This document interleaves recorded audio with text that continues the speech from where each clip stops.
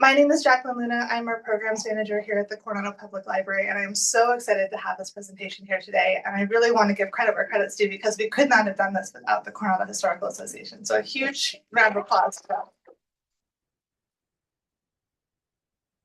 They're a local treasure. We're so fortunate to have them. This program today is put on in part as One Book, One Coast, which is a new program that brings together over 194 library systems, all the way from Seattle, all the way down to Coronado. And it's the first year this has been done. It's designed to promote literacy and learning and community. The book that was chosen this year is They Called Us Enemy by George Takei. This book is a powerful graphic memoir that shares his childhood experience in the U.S. incarceration camps during World War II. Through his personal stories and vivid illustrations, he reflects on the impact of fear, prejudice, and resilience while sharing an important chapter of American history that continues to resonate today. It's a fantastic book. If you haven't picked it up, we have plenty of copies here, so I highly encourage everyone to try it out. But on this subject, we wanted to have a wonderful dialogue on those camps and how they affected people that we know that are part of our community here today. With us today, we have Vicki Stone, who is the Curator of Collections for the Coronado Historical Association.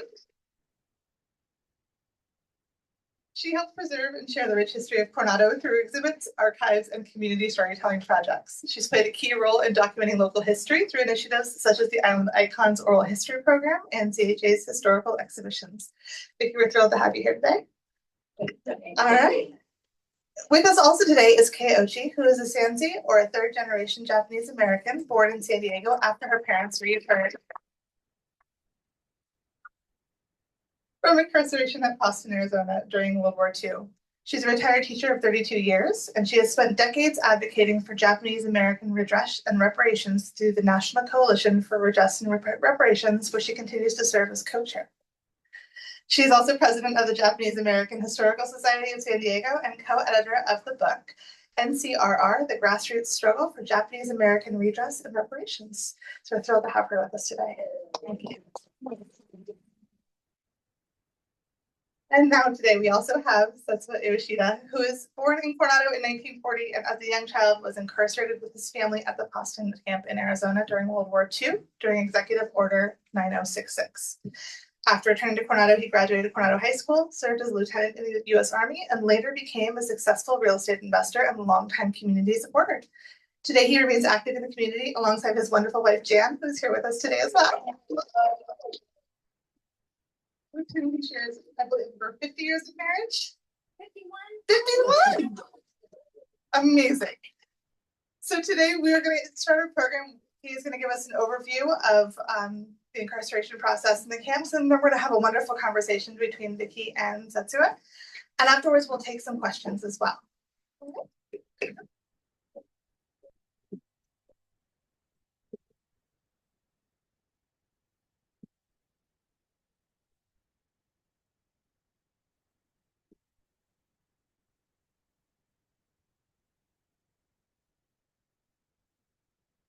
What a pleasure. Pleasure to be here, especially it's my first time out to this library and this venue and to be with you. But on behalf of the Japanese American Historical Society of San Diego, we're very grateful to be here in this space because one of our missions is to not just preserve and collect the history of Japanese Americans in San Diego, but also to share, to educate, to share the experiences, especially the one of the wartime incarceration, perhaps one of the darkest chapters of U.S. history, and one with which I've been invited to give an overview today. I'm asked to keep my comments short, and if you know me at all, you know that's very difficult. And so I've asked Jackie to please maybe give me a nod at 10 or 12 minutes because, but it's my passion. You know, I have to say that my mom and dad were born in San Diego, and as happens with some cultures, they were sent to Japan to be raised. They didn't come back to the United States till they were late teens, and this is late 30s. Therefore, you know what happened in 1941. Okay, so before I completely launch into it, I do want to just acknowledge that the Historical Society does speaking engagements whenever invited. And we have a couple of board members here today at least. And Hanaya Hara, could you raise your hand? She just shared with me that she spoke at Point Loma High School, probably the AP US history class, which would be appropriate. And other members of the Historical Society have joined too. And I'm grateful for their attendance. And also they know so much about this part of history too, because their parents, they or their parents lived through it also. I'd say my mom and dad were the age 20 when December 7th, 1941 occurred. We all know the bombing of Pearl Harbor by Imperial Japan, and we know that the terrible toll it took, war, the terrible thing. One of the responses of our government, was to respond quickly. Time was of the essence to secure what they perceived to be a possible sabotage or espionage by the Japanese in California, particularly. All right. And it really did extend throughout the United States, but California was really targeted. Right after December 7th, Issei, that's a term if you don't know it, first generation Japanese Americans, my grandparents, were picked up, the leaders of the communities, the Japanese American communities. And in downtown San Diego, there was a little Japantown with businesses thriving, etc. Japanese Americans were very successful in farming in the South Bay, particularly all across San Diego. And by that time, they had made quite an investment in this country and in this city and being an American. However, after December 7th, everything changed. It did not take long until February 19th, 1942.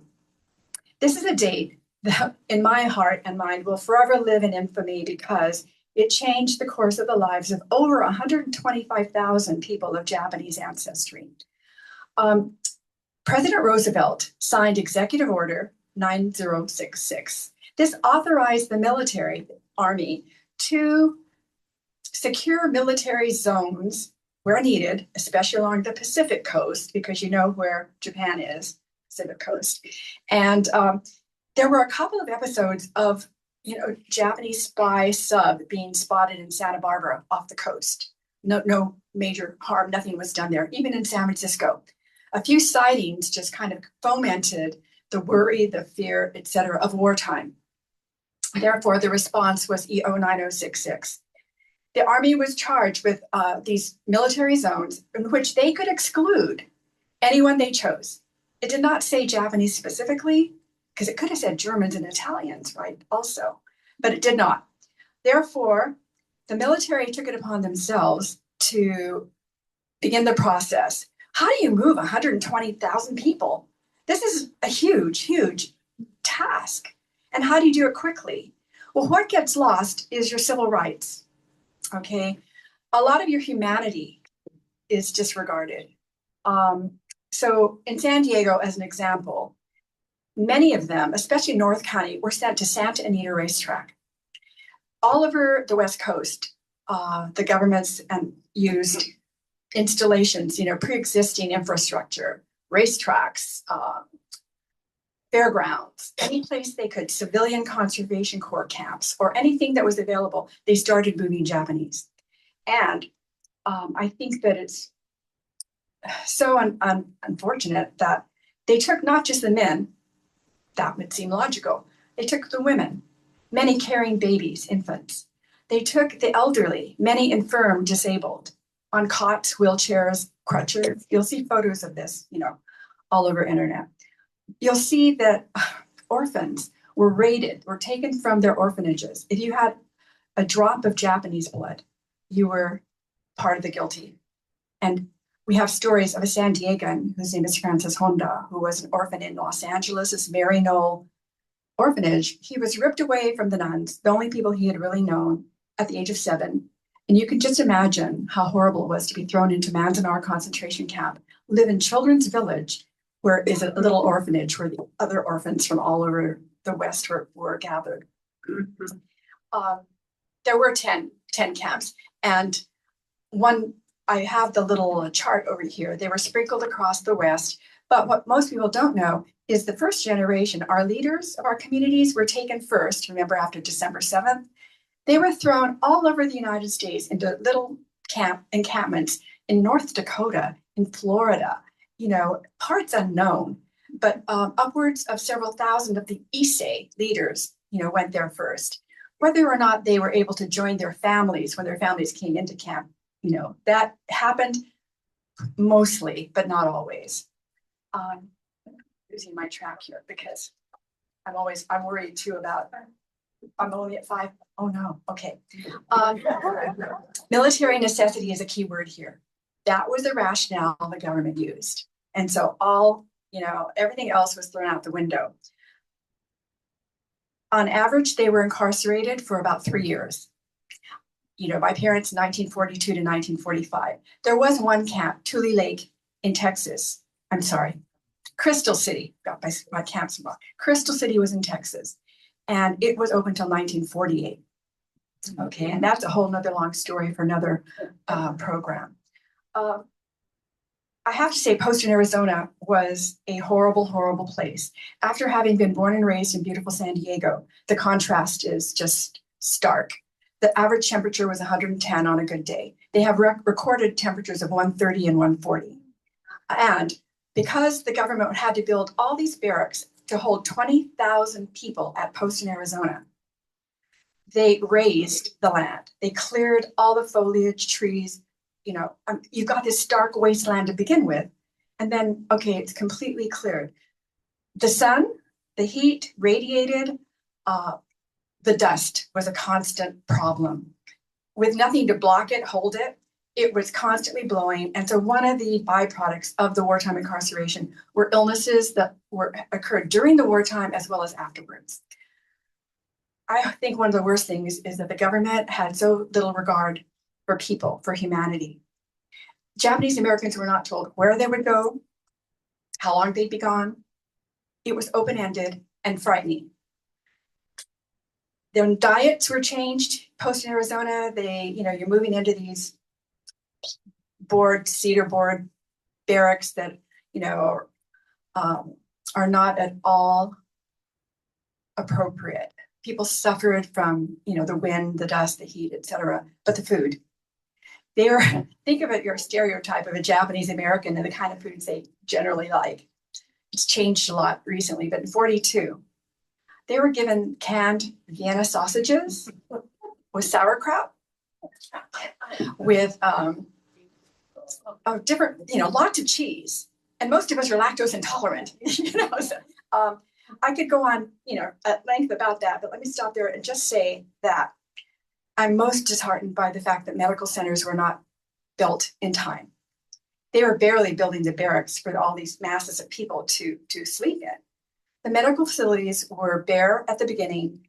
Later, some were built where they were finished, but only because of a few Japanese American doctors and nurses who actually, provided the support, people were helped. But there were over 1,800 people who died in camp. And there's research on this, but I believe a lot of it was due to the poor facilities. One woman who was so ill was taken by an ambulance to the main gate of the camp, but she was not let out to go to the nearby hospital because the paperwork was not in place. She died. That's one example. We could go on for days, but I know I can't. Okay, I'm going to wind this part up. Let me say that how could this happen in the good old US of A? There was a long history of anti-Asian racism from the earliest days, late 1800s, when Japanese immigrants first came. They were seen, of course, as many immigrant groups are, as the other, as less than, and even sometimes not even human. They were considered a threat to the majority people, called dames, but underlying it all was the economic threat of it. I mentioned their success as farmers and business people. The lobbies, the unions in San Diego or in California, unionists, the leaders, the Attorney General, Earl Warren. I have a book at home about all the people in California that supported this wartime incarceration. So there is a deep, deep answer to that simple question of how could this happen?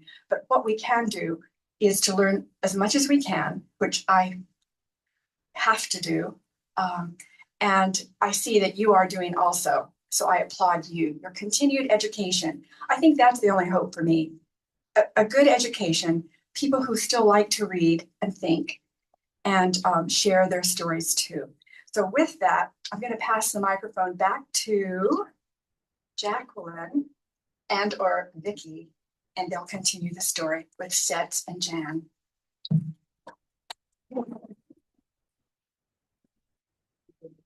Thank you, Ken. That's a great way to start, is to contextualize this story. And thank you all for being here. I see lots and lots of friends in the crowds, neighbors, and I know we're all looking forward to hearing your story, Setsuo. And so I want to start with the Issei, your parents. When did they come to America? My mother born in 1915, and she came over here when she was about 18 years old. And my father was born in 1903, and came over here about age 20. So your mother was born here, Yes. correct? And she went back to Japan. But my grandfather went to Sanford at the time. So unlike other people of that generation, she was a citizen when she came back to America after your parents got married. Yes. And when did they move back to California as a married couple? So about a year after they were married, my mother came back to Coronado. Did they come back to Coronado, or did your family go somewhere first? They lived in different parts of Southern California, but basically Coronado. And what was your father doing at that time? Was he working? He was a farmer for the agricultural ability. Yeah. Yeah. Working as a farmer in Chula Vista. And what brought them to Coronado? There were numerous people who worked at the Hotel Del, at the what do we call it? Jan? Tea garden, Japanese tea tea garden. So, but yeah, I have to apologize. I past month or so, I lost the ability to talk, and so I have to pass it on to Jan. Yes, we're so grateful to have Jan here as that's his voice. But you're doing great. And we're getting there. We're getting through it. There were other Japanese families here in Coronado, like you said, because of the Hotel Del or the Japanese tea garden that was established here. And was there a connection between these families? What do you think drew these people to Coronado? I think just be Southern California. Was that similar to where they lived in Japan? Well, Kagoshima, where my family came from, was very similar to Coronado temperature. Mm-hmm. So people are trying to mimic that. Definitely. And so can you tell me, when did you enter the picture? When were you born? I was born December 3rd, 1940. And where were you born? Coronado Hospital. Yeah, it's the old Coronado Hospital, emergency hospital on Warren. And you have siblings, correct? I had 2 brothers and a sister, but they've all passed on, unfortunately. Can you tell me their names? The oldest was my sister Florence. Yeah, we have some friends of Florence here. My brother Bobby, his friend here. And both of them are older than you, correct? Yes. And a younger brother, Yuki. He died maybe 4 or 5 years ago. So thinking about before the war, you were very, very little. You were just an infant. Can you tell us where your family lived during that time? We lived in a house on Margaritaville. Margarita Avenue. Yeah. We all wish it was Margarita. Yes, Margarita Avenue. And that was owned by a local family, correct? Yes, Yeah.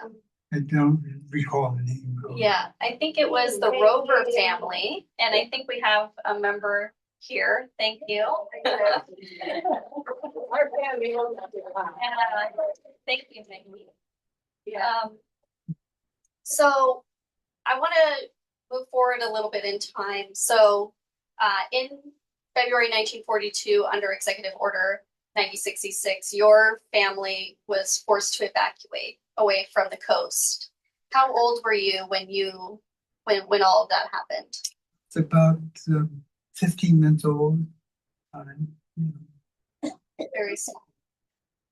And Yuki wasn't born yet, correct? No, he was born in the post in the, what do you call it, Jan? He was born In Santa Santa Anita. Santa Anita. Okay. So, speaking of, so your family was relocated first to Santa Anita, and then on to Poston. And do you remember or have any memories about leaving Coronado? No, Yeah. that's so little. Yeah, so small. Do you know what happened to your family's belongings that they owned here? I think they left him for the thieves that haul away. They suffered so much. They just lost everything. Yeah, a lot's taken from them, such as rifles and cameras, their bank accounts. Yeah, and yeah, and some families were able to store things at the Buddhist temple, thanks to that community group there. But it sounds like your family weren't able, or you're not sure if they stored anything. Yeah. And do you know if they were able to retain any of that or get any of those items back after the war? There was a car, like an old Plymouth. I remember that, but I don't know the ins and outs of that purchase. Yeah, or who maybe took care of that during camp period. So knowing that so much was taken from your family to be able to go to Santa Anita racetrack, what were your parents able to bring with them? Just what the kids were wearing. Yeah. That's all the best they could do. Yeah. Pretty sad. Yeah.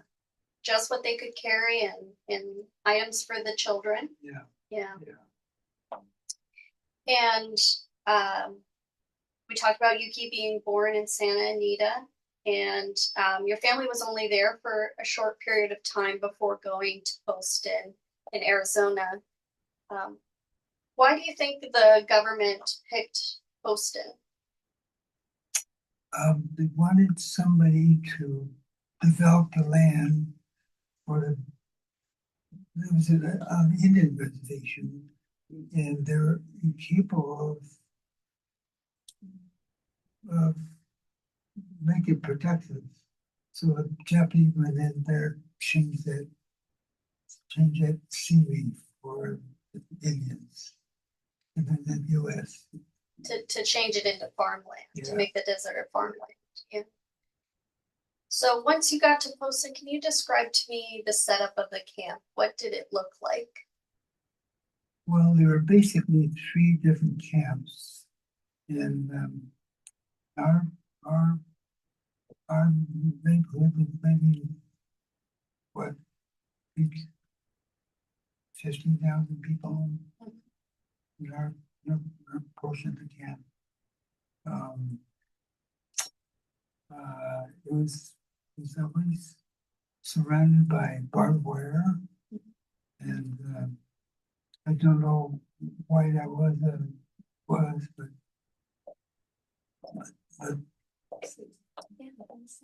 Oh, everyone wants to hear what she's saying. Could we move the microphone? Yeah, possible. Great. So, barbed wire, yeah, barbed wire. and there. It's okay, you can speak right into it. There you go. Kiss the mic. So the camp, there was 3 camps, and the camp was surrounded by a barbed wire fence. Yeah. And then, as Kay was mentioning, there were barracks constructed to house all these people that were going. Can you tell us a little bit about what the barracks looked like? The barracks we were in were maybe 20 by 25 feet wide, not very big. Just for your family's section, correct? Yeah. And a whole barrack was about 100 feet long Yes. and had four units. 4 units, yeah. Yeah, so there was 6 of you because by that time Yuki was born. So there were 6 of you in this 20 by 25 space. And what was the building made out of?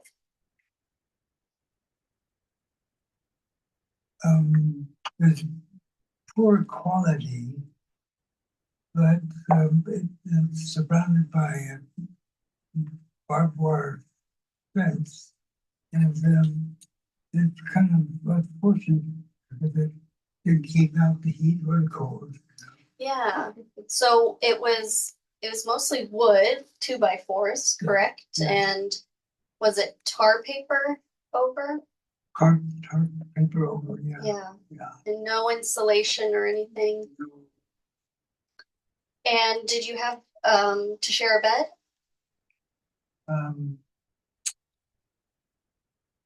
No, because there were cots. Okay. Yeah. So cots were provided. What about the mattresses? And we were given facilities to fill up these cotton bags with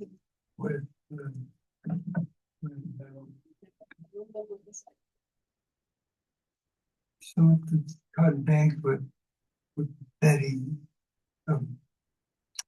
Straw. straw. What about other furnishings? There's none. Yeah. None. So I know that your father had some carpentry skills. Was he able to make anything? Yeah, he built some chests and things and chests. Yeah. Where did he get the materials to make those? They're cast offs from building the buildings. Yeah. And that was pretty common in camp, right? People had to kind of make do and build other furniture and things and buildings that weren't there. Yeah. No buildings there. There's no wood to cut trees down. Yeah, it's pretty awful. So even the school was not provided by the government, correct? Right. Yeah, that was made by internees. Yeah, right. Yes. And did you attend school?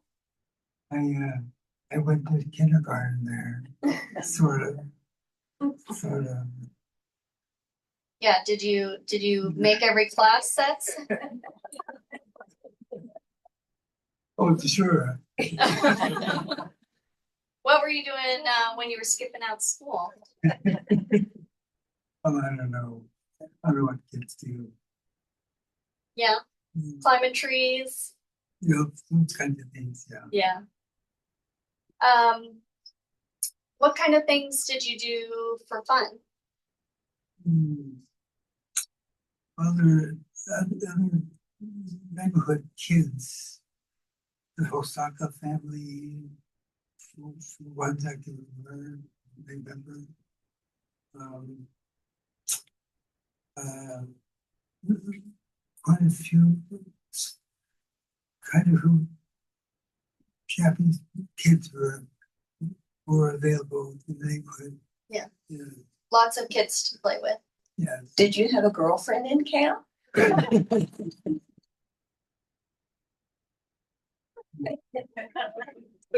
What was her name? I don't want to answer that. It may or may not have been the pastor's daughter.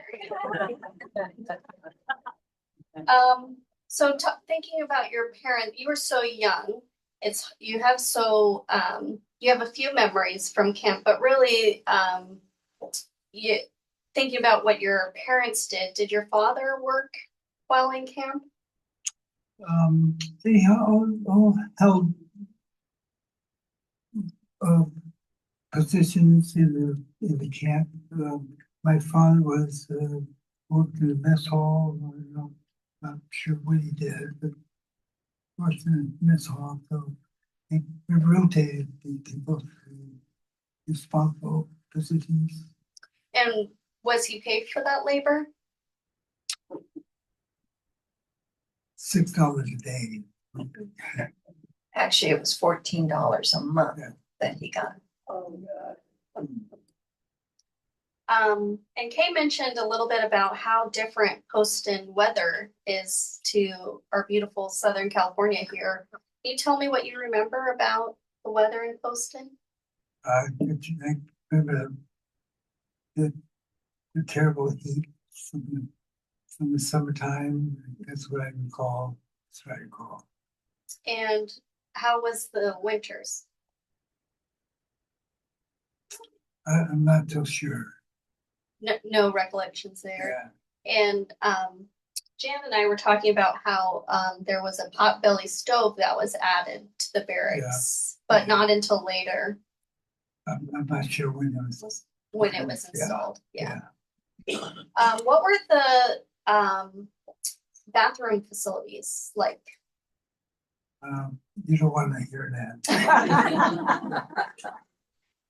The ladies' bathroom was a huge building with stalls along the way without any barricades. And so women were reluctant to go use the bathrooms. I don't know what they did in the meantime. Yeah, no privacy. Yeah. And the showers? Same sort of thing. No shower heads.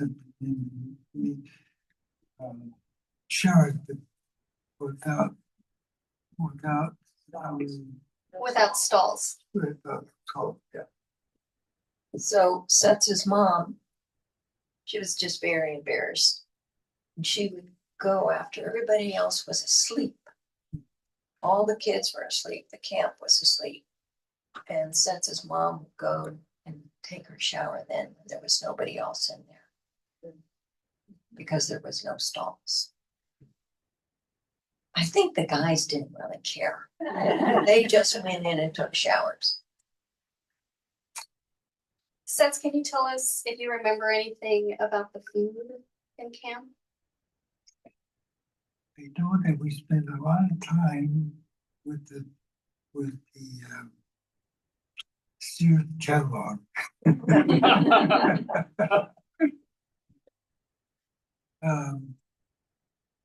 The food there was not edible, and so the mostly spent their money on food from Sears catalog, which is remarkable these days, What kind of things would you get from the Sears catalog? I'm not so sure. Spam or Huh? spam? Yeah.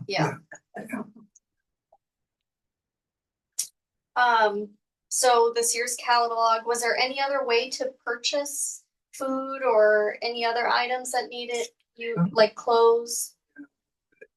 Not, not that I can recall.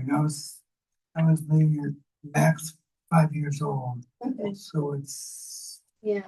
Was there surprising not being able to talk at all. was there a corner store, a store in camp? Yes, it was. It was.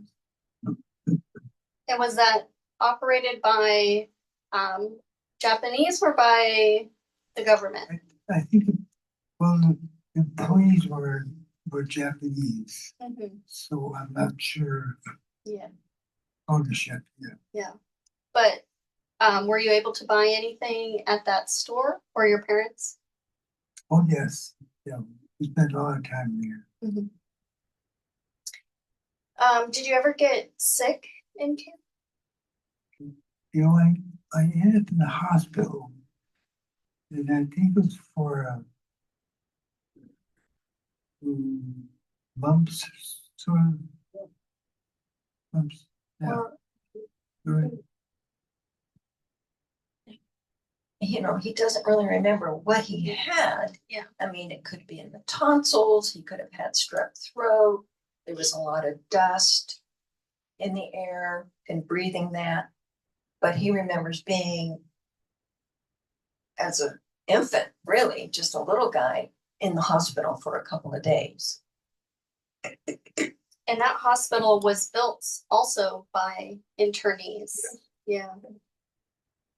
And do you remember anything about being in the hospital?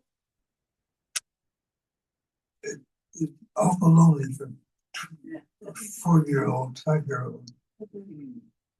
This is all most I can say.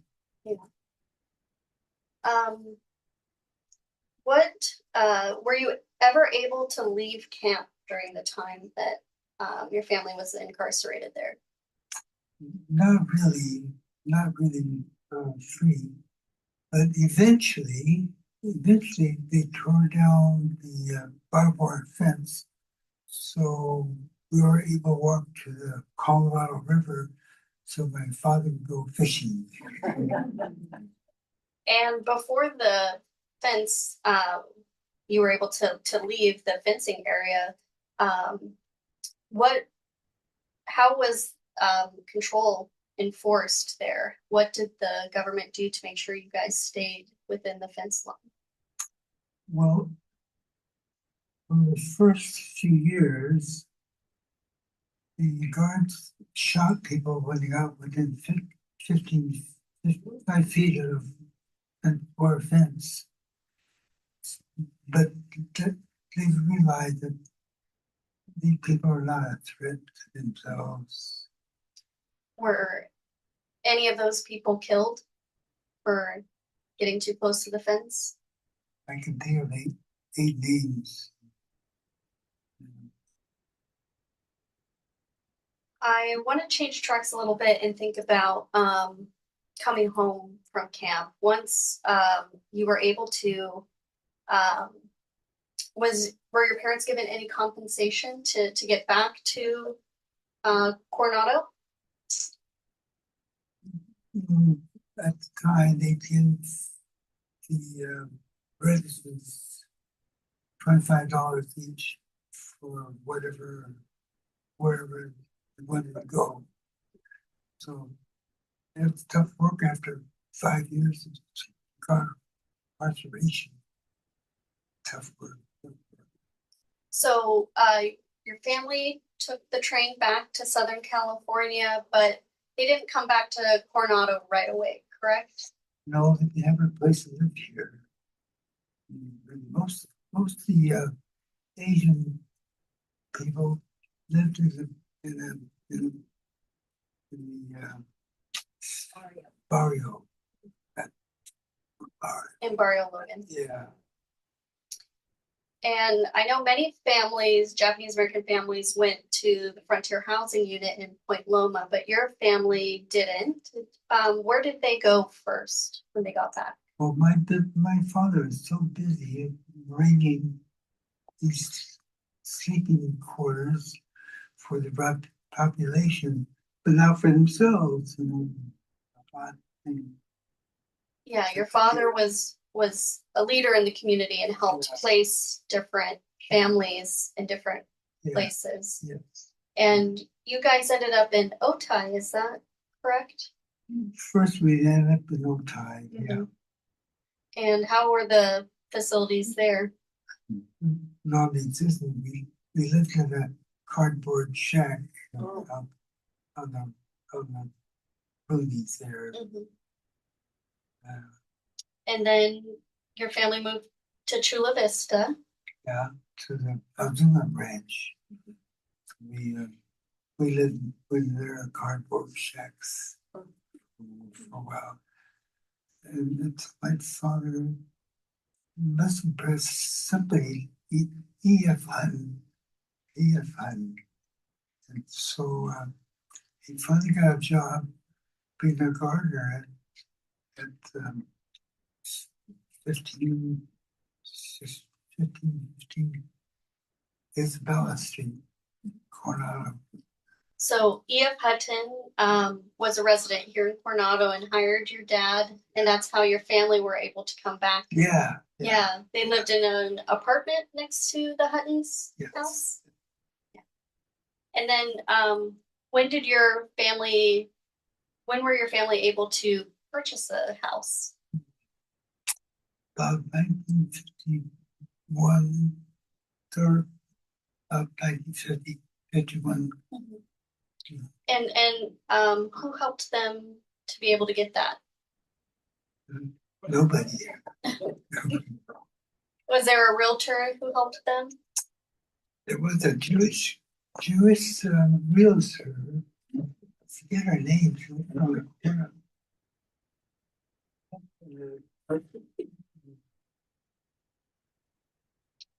A realtor, Jewish. Jewish realtor on the 10th on Crossroads 10th and Alameda. Alameda. Silverman, possibly? Silverman. Oh, Silverman. Oh. There you go. Good, proud work. Yeah. She's 93. So had a wonderful realtor who was able to help them finally be able to purchase a house. And But yeah, but at a huge cost. You know, Yeah. cost 3 times. It's really worth it. yeah. They paid $18,000 for a $5,000 home. Yeah. How do you feel about the adjustment back to life in Coronado? How was school? As a youngster, it was really tough because we all spoke Japanese in camp, you know.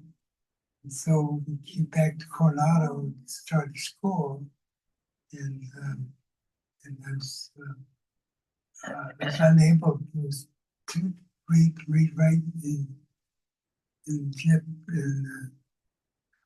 English. English.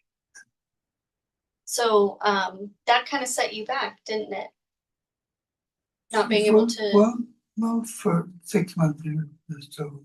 Yeah. You had to repeat the first grade, didn't you? Well, half the first grade. Right. Yeah. We came back about halfway through first grade. And do you feel like you ever faced discrimination here in Coronado? Not a bit. Well, for the most part, no. You had a good friend group. But I think there's one experience I know that you've shared with me. Well, the kids always were friends. Want to make sure we speak in the mic.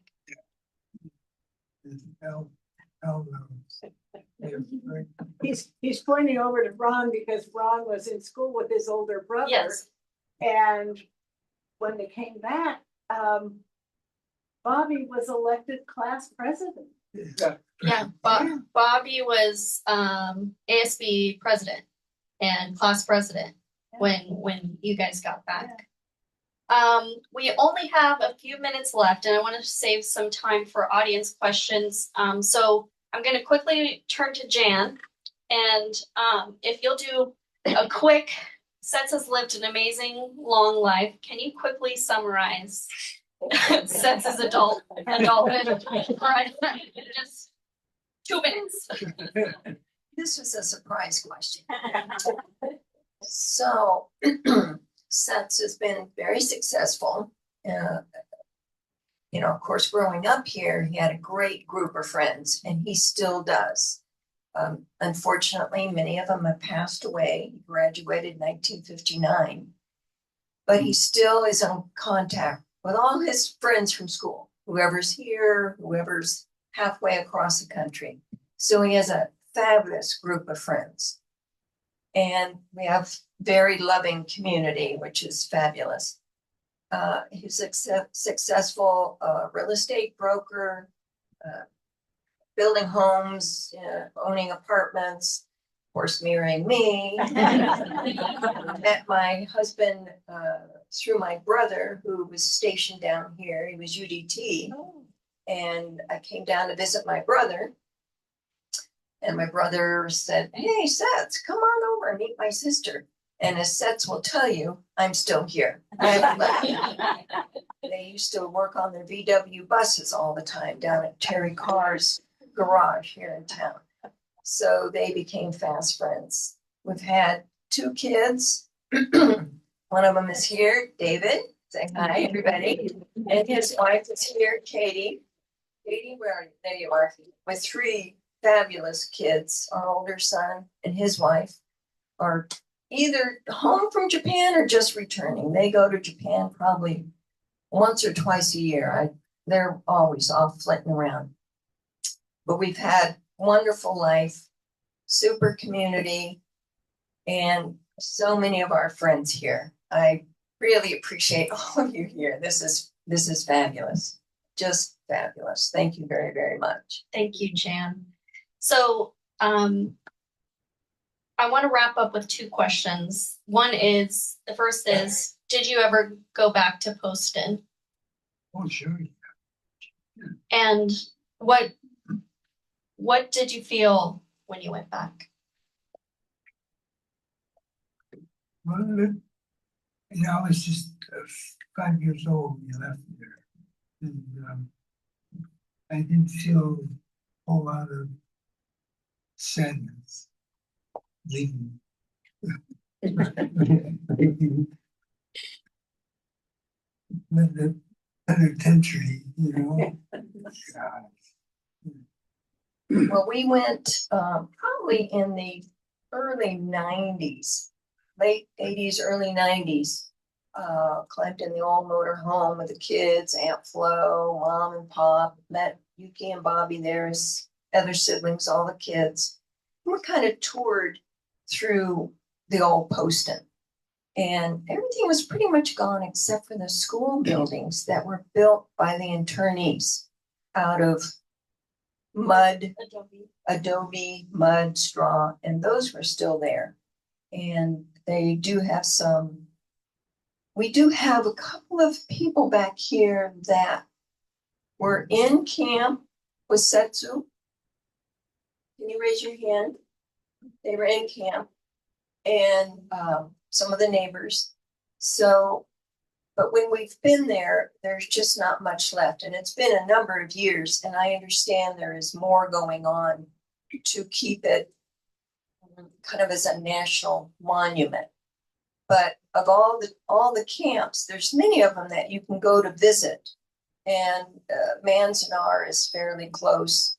The auditorium that was there that the kids used is there. It's been passed on different businesses, but now it's a beautiful, well done museum with films, lots of pictures.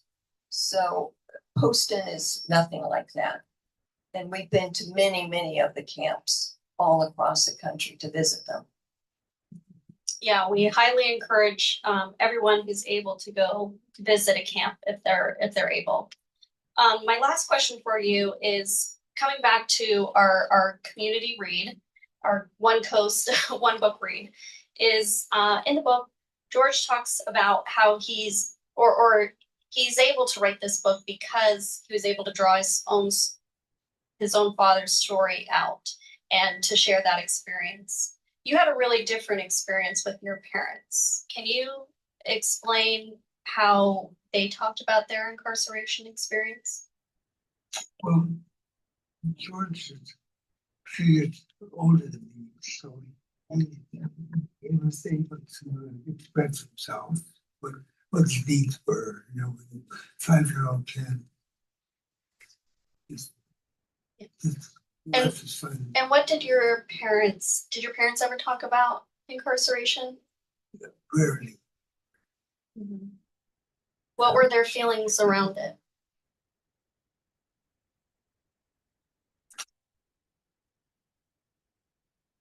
They ignored the fact that it occurred at all. Yeah. She got the ganai, which means can't be helped. So you will hear many Japanese Americans say, she got the ganai. It can't be helped. They were very embarrassed. It was something that happened in their life that they didn't really want anybody to know. They didn't want their kids to know about it. So they never really discussed it. And, you know, I met them when I was all of 21, 22 years old. And I, at that time, back in the early 70s, did not know about it. I did not know. And so I didn't know what to ask them even. You don't know what you don't. You don't know what you don't know. Right. So I wasn't able to ask them. Well, Sets, thank you for sharing your time with us today and sharing your family's story. And Jan, for being his voice. Thanks, Tyler, for coming. And I'm going to turn it over to Jacqueline. We may not have time for questions. Jacqueline, will you let us know? Absolutely, we have time for Perfect. questions. Great. If anyone wants to raise their hand, I'll pass the microphone around.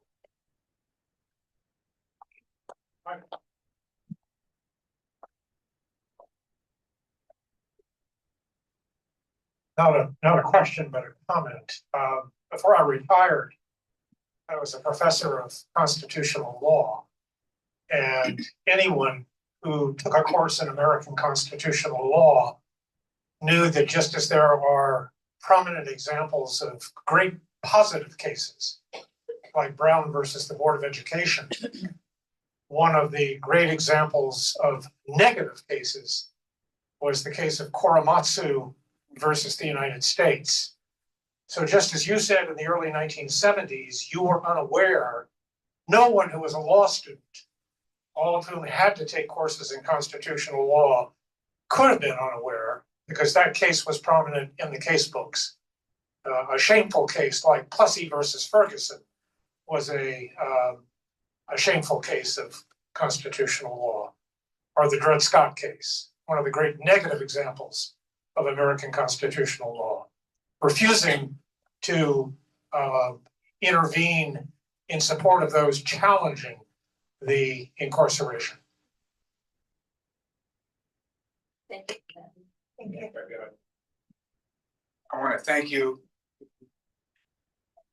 I want to thank you for your presentation, and also to point out that in Carlsbad, I graduated from high school in 1959, and in 1945 in kindergarten, I had the Ikimis, the Satos, and the others, Japanese, that I knew as friends, played with, and didn't know they'd been in camps. Now, one of the things I always knew about the Sato girls was they cried a lot.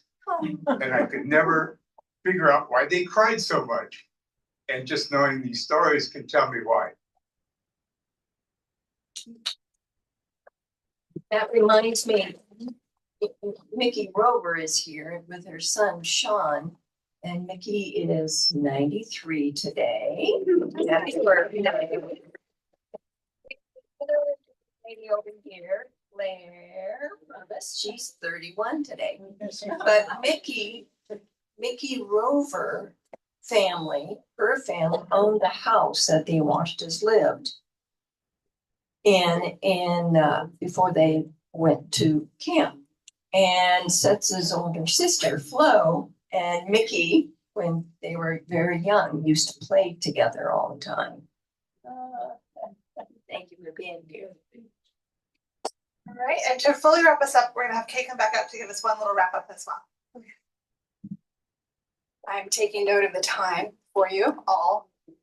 But I do want to say that there's no amount of money that could repay the Japanese Americans who suffered for the loss of not just property, the years of freedom, constitutional, the laws, the rights they were stripped.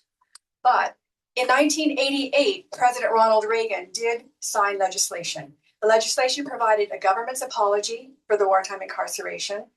It also provided, the apology was the important thing, $20,000 per survivor. If you were alive on the day that he signed, you would receive his reparations. If you died the day before, the year before, you did not.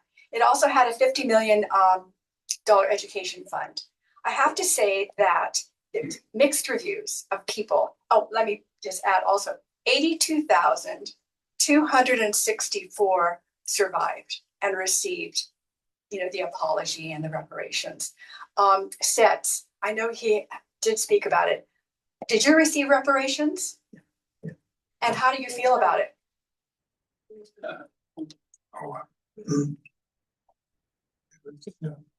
We donated some church cause. Thank you, Sets. You donated it to the church. That makes sense. I think that, as I started to say, the mixed feelings, we had a handful of people who refused to accept it. The whole gamut occurred. But I can just quickly buzz through. How did we get reparations? This is a topic that is current, for different harms done to different community groups. But I would have to say that as a Sansei, I was fortunate to have been born and lived at a time when I went through the civil rights movement. Each decade was different. Through the 60s and 70s, I was in college, and therefore I was able to benefit from all that was going on in the country. I think that laid a nice groundwork for 1981. We had 4 congressmen in the US Senate, 2 in the Senate, 2 in Congress, Japanese Americans. And they also helped the cause, because if you have elected officials who are going to introduce and get all their, pals to sign on, that's one of the ways the legislation passed. Also in 81, there was that federal commission. Jimmy Carter signed legislation to get a commission to study what had happened during the war, because so little had been recorded, shared, etc. That commission interviewed 750 mostly Japanese Americans across the country, came up with a final report. That final report is like one of my best books. This report, voluminous, not only shared what the commission came up with, but the bottom line was this: the root causes of incarceration were wartime hysteria, Pearl Harbor, race prejudice. There you go, they said it. Okay, and the failure of political leadership. This was part of the groundwork for how reparations occurred for Japanese Americans. I do have to say, I cannot leave you without saying, in 82, a huge government report was found from the National Archives. It is a subject of a wonderful podcast that I encourage all of you to tune in on, which is called Burn Order by Rachel Maddow. If you've not, I have a little Kay's favorites here. I have all the information about it. That you should tune in, because 2 people, Aiko Yoshinaga Herzig, Japanese American woman who was incarcerated, found, along with Dr. Professor Peter Irons from UC San Diego, Professor Emeritus. He lives here, Carlsbad. We had lunch with him a little while ago. They found this in the National Archives after doing a lot of research for their own projects. It was the report by Navy intelligence that said there was no problem with Japanese on the West Coast. There was no need for mass incarceration. It said it. The original copies were burned. It was rewritten, edited, enhanced by DeWitt, General John DeWitt, and his crony Carl Ben Dutson and others, went to the Department of Justice and the president and saying, absolutely, You can't trust them, never can trust them, right? So you had that discovery. It helped reverse the case, rescind the conviction of Fred Korematsu, which happened in about 83, as well as Min Yasui and Goran Irabayashi, names you might be familiar with, right? So you have that as further proof that it was absolutely unnecessary. And so the harms done to 125,000 plus people were for nothing, or for the worst reasons in the world. So I just have to quit by saying, please continue learning. There are so many wonderful books. If you wanted to hear about those commission hearings, it's all available to the public online. All the information is here. And for those of you who are really diehard, NCRR, the group I worked with for so many years, in 2018 with UCLA's Asian Studies, wrote this book. I'm one of the editors, and we have tried to tell our story of people, regular people, like all of us, doing the most we can to fight for social justice, especially for our parents and our community. So keep up the good fight. Learn as much as you can. Tune into the podcast, any other source you may have. I have information. I'm happy to share my business card. If you ever want to combine Historical Society, ask me any question. I am so happy to receive that. Okay, so back to